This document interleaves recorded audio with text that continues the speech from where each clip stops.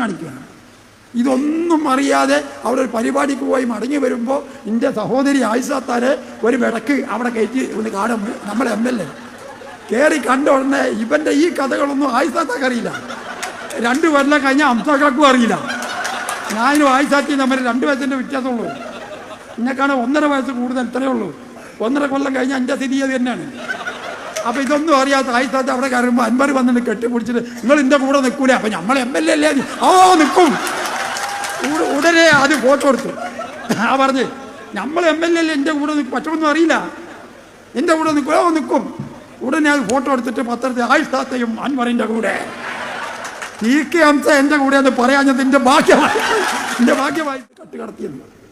ആരാണ് കടത്തിയതെന്നറിയോ? അതായത് മുനീർ ബാബു, KMCC, മുബീർ ബാബു, ഫൈസി സഖാഫി വഖാഫി എന്നൊക്കെ പറഞ്ഞ് ഞങ്ങൾക്കറിയില്ലേ? നമ്മളെ മുസ്ലിയറാണ് ഫൈസി. മുനീർ ബാബു ഫൈസിയാണ്. അതും മുസ്ലിം ലീഗിൻ്റെ വിദേശത്തുള്ള സംഘടനയായ KMCCയുടെ നേതാവ്. അയാൾ എങ്ങനെയാ കൊണ്ടുവന്നതെന്ന് പറയാൻ ഈ പെണ്ണുങ്ങൾ ഇവിടെ ഇരിക്കണമെന്നുണ്ട്. പടച്ച തമ്പുരാനെ, ഞാൻ അത്ഭുതപ്പെട്ടു പോയി. ഇയാളെ കഴുത്തി കടത്തിയിട്ട് ആ സാധനം വലിച്ചെടുക്കുന്ന ഫോട്ടോ എൻ്റെ മൊബൈലിലുണ്ട്. ഞാൻ വേണമെങ്കിൽ കാണിച്ചു തരാം. ആര്? ഫൈസി. പറയാൻ പാടില്ല, ഇസ്ലാമായി പോയി. മുസ്ലിയാരാണേ. മുനീർ ഫൈസി എന്നാണ് അദ്ദേഹത്തിൻ്റെ പേര്. ഇന്നലെയാണ് ഈ സംഭവം.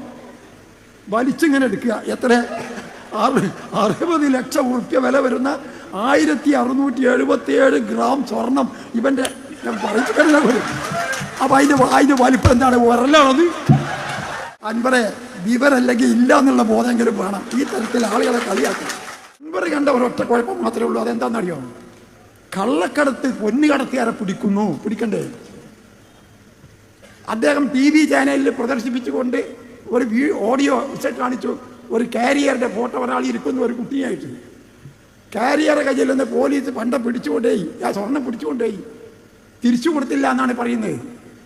അപ്പം കാരിയർക്ക് തിരിച്ചു കൊടുക്കണമെന്നാണ് അൻവറിൻ്റെ വാദം. കൊണ്ടുവന്ന കള്ളന് തിരിച്ചു കൊടുത്താൽ അത് പിന്നെ അൻവറിൻ്റെ വീട്ടിലെത്തും എന്നല്ലേ എൻ്റെ അർത്ഥം?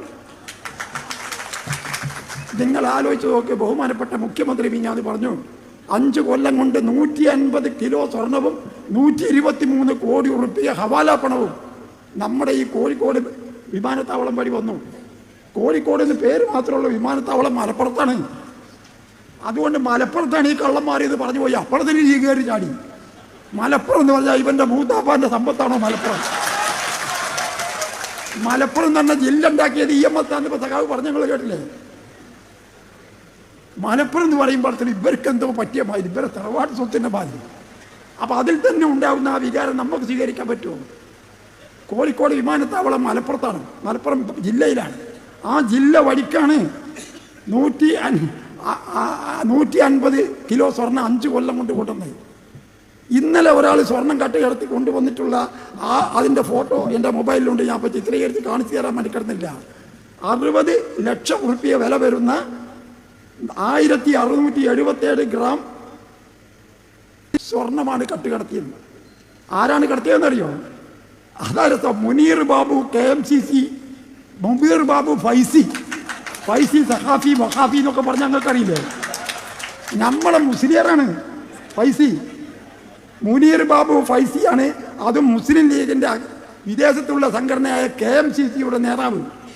അയാൾ എങ്ങനെയാ കൊണ്ടുവന്നതെന്ന് പറയാൻ ഈ പെണ്ണുങ്ങൾ ഇവിടെ ഇരിക്കണമെന്നുണ്ട്. പടച്ച തമ്പുരാനെ, ഞാൻ അത്ഭുതപ്പെട്ടു പോയി. ഇയാളെ കഴുത്തി കടത്തിയിട്ട് ആ സാധനം വലിച്ചെടുക്കുന്ന ഫോട്ടോ എൻ്റെ മൊബൈലിലുണ്ട്. ഞാൻ വേണമെങ്കിൽ കാണിച്ചു തരാം. ആര്? ഫൈസി. പറയാൻ പാടില്ല, ഇസ്ലാമായി പോയി.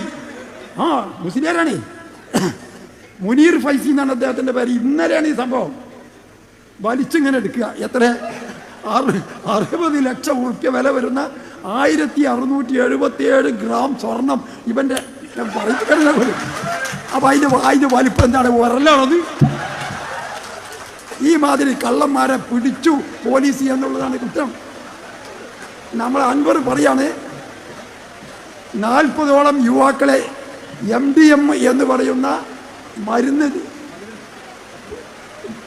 വികാരമുണ്ടാക്കുന്ന മരുന്ന് കട്ടുകൊണ്ട കുട്ടികളെ പിടിച്ചു.